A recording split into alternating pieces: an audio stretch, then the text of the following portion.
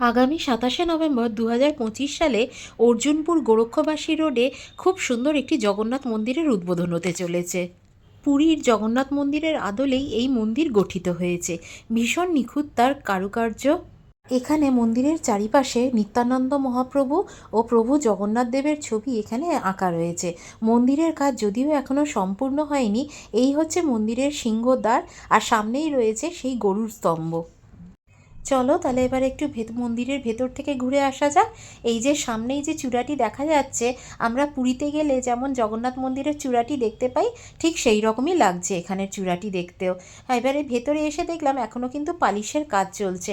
আরও অনেক ছোটোখাটো কাজ বাকি আছে যেগুলো এখনও কমপ্লিট হয়নি। একটা দরজা দিয়ে ঢোকার পর খানিকটা জায়গা রয়েছে, তারপর আবার একটা দরজা রয়েছে, যার ভেতরে রয়েছে এই বেদিটি। এখানেই স্বয়ং জগন্নাথ দেব, বলরাম ও সুভদ্রা মায়ের অধিষ্ঠান হবে।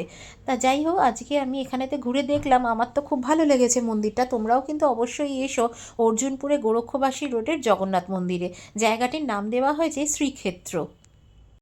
আজকের ভিডিওটা আমি এখানেই শেষ করছি। আবার তোমাদের সাথে নেক্সট ভিডিওতে আমার দেখা হবে।